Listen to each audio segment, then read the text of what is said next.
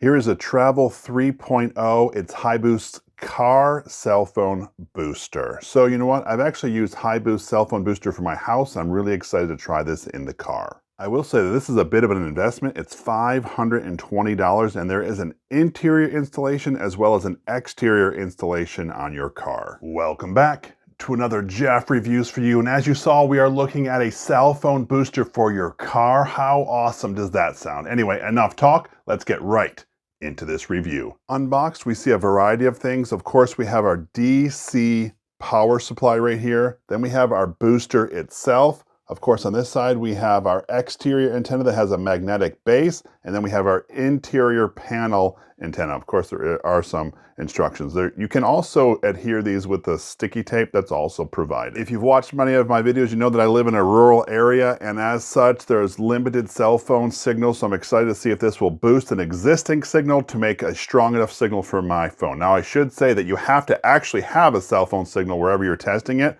in order for this to work. It does not make up its own signal, it just amplifies the current one that's there. Wow, I just picked this thing up and this has some significant weight to it, and I do appreciate the quality and the build. So listen, this is almost an error-free install. You can see that they labeled indoor right there. Clearly, that's for the indoor antenna. Of course, there's the DC in, that's my power supply. If we turn this around, we see on the other side, my outdoor antenna goes there. There's also a USB port, and that's if you want to power this and you don't have the vehicle on. Therefore, you could still use the amplifier, powering it through a power bank. Our first install is actually going to be the exterior antenna, and you can see that it's magnetic. It has a little over a 12-foot cable that's already attached to it. I will say when I'm doing the installation, I'm going to make sure I'm going to keep it at least a foot away from any glass, that's the front or side windows, also about a foot away from any other antenna. I do think it's important to say that you have to maintain a good deal of distance between the inside antenna and the outside antenna. Otherwise, you get a loop and it could cause conflict or maybe not work at all. I'm not going to be doing a completely hidden installation, but I will include elements of such. The reason I'm not is because I'm actually in the next few weeks looking to replace this vehicle, and I don't want to put a full installation on this car because I'll probably end up moving the booster to another car. First, we're going to install the exterior antenna. Now, you do have a couple cutouts already in vehicles, and there's my two right there. If I wanted to try to fish wire through, and if that worked out for me, I could do that.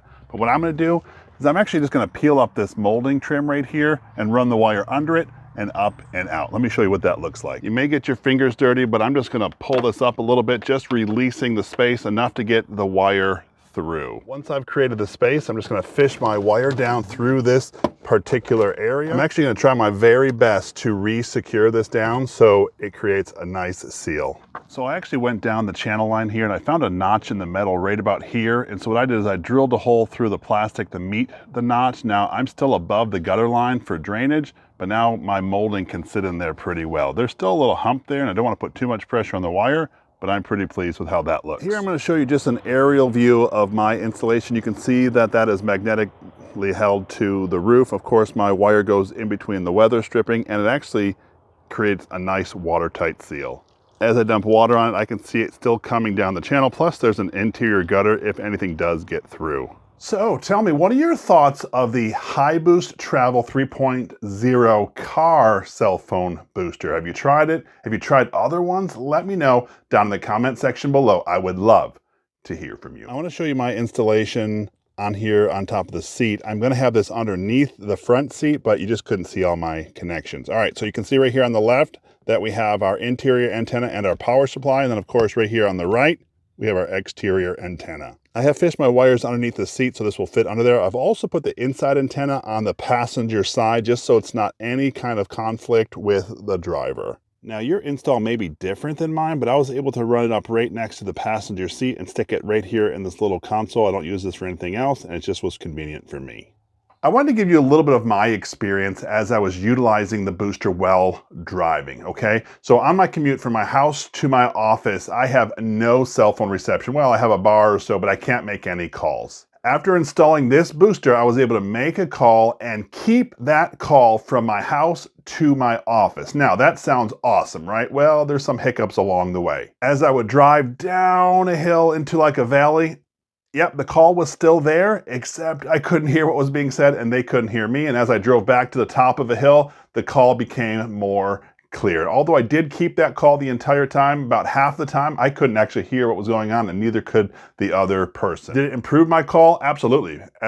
Without the booster, I can't make a call, but it's not perfect. I also want to talk a little bit in contrast to that of driving on the highway. I noticed a lot stronger of a connection. Definitely some places where I would drop or got staticky, it stayed clear, and I really appreciated that. In my opinion, this thing is great for an emergency situation as you are driving. Yes, it does keep the call, but just think about those times if something were to happen, blow a flat, the engine breaks down or whatnot, and you get out and there's no or little cell phone coverage, this thing will amplify that. Let me show you a speed test in the exact same location with and without the booster. All right, we're gonna do a speed test. You can see down here, I'm on the Verizon network. I'm doing a screen grab of this recording as well, just in case you can't see the actual phone. So we're gonna hit go and see what we get. I have between 1 and 2 bars sitting here. Right now, I think it says 1. As you can see, there is some download between 1.5. It's not very good. This will finish up here shortly, and then of course, we'll try to do a download. A lot of the times with a download, I get a fail just because there's hardly anything, but you can see, I mean, it's less than 0.4.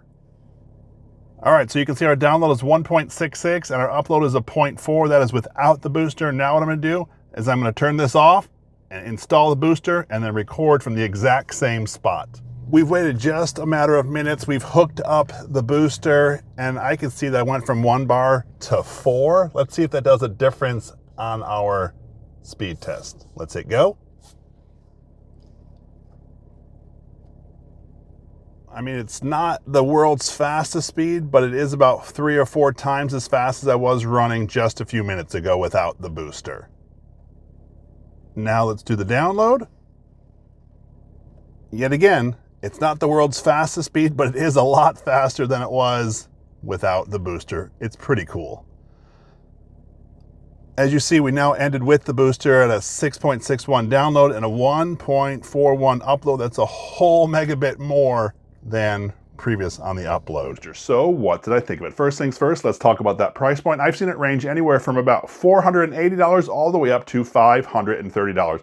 And although that is a high price point, man, you cannot put a price on safety. It says that it works with all US carriers. I tested it out on Verizon network, and in my area, Verizon is horrible, and this did a really good job boosting the signal. The directions tell us it works on 4G and 5G. When I was doing my test, I can only access 4G because that's just what we have around here, so I can't speak to the 5G application. I really do appreciate the ease of which this was to install. It's almost an error-free install as long as you can read because they've labeled which antenna goes where and what you connect to what, so that was really, really convenient. Also, that magnet on that exterior antenna was really powerful and did not move a bit during my entire time of testing this out. And although this one was meant for a car, I do think there's applications to trucks and RVs as well. This is a pretty decent unit and the cabling lets you expand this pretty far. Anyway, that was my full review of this car signal booster. If this is something that interests you, I will leave a link down in the description. This is Jeff with Jeff Reviews for You.